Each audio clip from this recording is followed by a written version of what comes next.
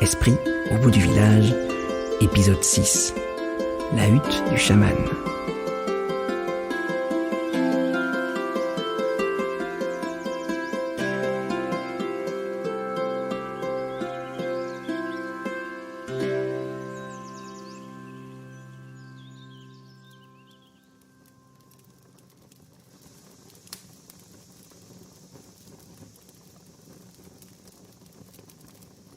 L'esprit embrumé, les sens anesthésiés et le corps en souffrance, Émilie reprenait difficilement conscience. Oh, regardez, elle se réveille. Je peux voir. Venez voir ça. Du calme. Laissez-lui un peu d'air. Elle ouvrit les yeux. Une douzaine de visages étaient penchés sur elle. Il y avait des hommes de pain couverts de taches, un connecteur éborgné, un flatte-lumière avec un bras dans le plâtre et d'autres esprits qu'elle ne connaissait pas. Elle est belle, Dit le flatte-lumière en plaquant ses mains sur ses joues. Je peux la caresser? Demanda le connecteur. Non. Allez, ça suffit. Laissons-la se reposer. Celui qui venait de parler ressemblait fort à un être humain. Pourtant, quelque chose dans les traits de son visage et dans ses proportions ne laissait aucun doute sur le fait qu'il s'agissait d'un esprit. C'était aussi le seul qui avait l'air en bonne santé. Elle voulut le questionner, mais elle n'en avait pas la force. Loulou, dors. On en reparlera quand tu iras mieux.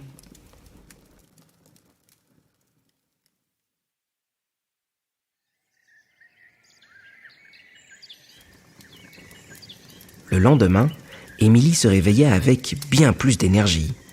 Lorsqu'elle ouvrit les yeux, l'esprit qui ressemblait à un homme se tenait à côté d'elle. Cette fois, elle l'analysa plus attentivement. C'est marrant. Il est assez petit, comme s'il n'avait qu'une dizaine d'années. Il sourit comme un enfant, et pourtant il a le regard sage d'un vieil intellectuel. Oh, tu es debout, toi? Comment tu te sens ce matin? Pas super. Mais mieux qu'hier, en tout cas. Ah, génial, ça me fait plaisir. Tiens, bois ça te fera du bien. Il lui tendit un bol en bois rempli d'un breuvage qui sentait fort le pain. Au fait, je m'appelle Oumou. Et toi?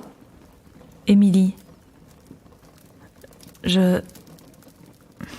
Merci. Oh, mais y a pas de quoi. Ça me fait plaisir. Il lança un regard vers la jambe d'Émilie.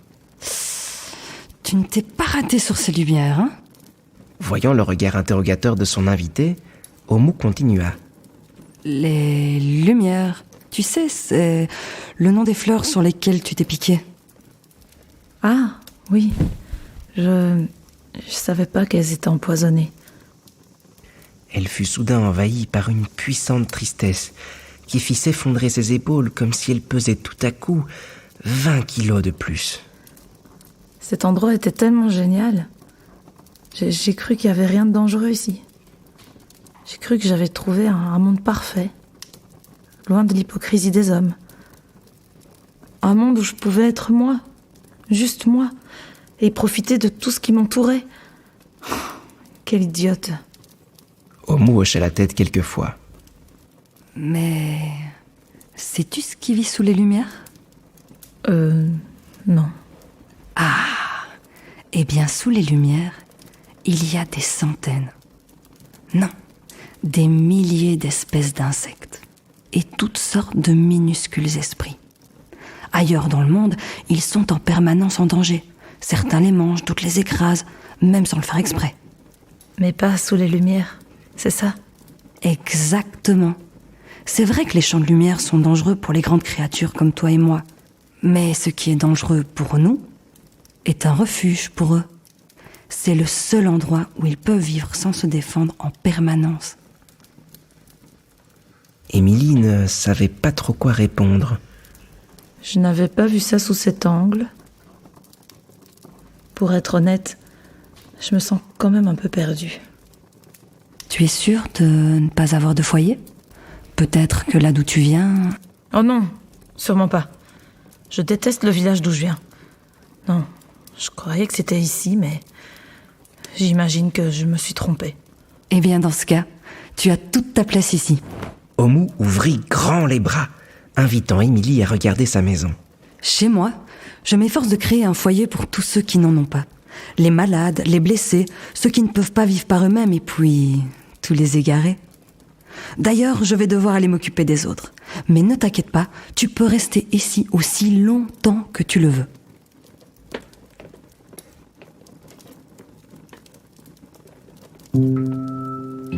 Elle jeta un regard à l'endroit. Elle se trouvait dans une hutte construite dans un arbre géant. Des branches énormes traversaient la pièce, servant tantôt de mur, de poutre ou de siège. Un grand âtre occupait une bonne partie de la pièce. Tout à coup, un petit esprit sauta sur son lit. Coucou, je m'appelle Floki. Salut Floki.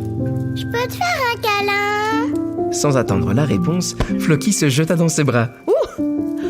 C'est vrai que je suis pas si mal ici.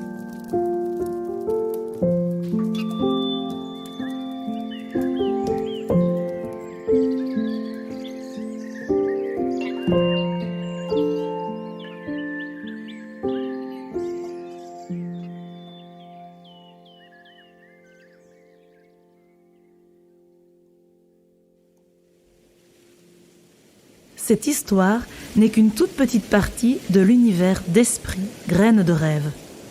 Rends-toi sur le site esprit-seedsofdreams.com, le lien est dans la description, pour découvrir toutes nos autres histoires.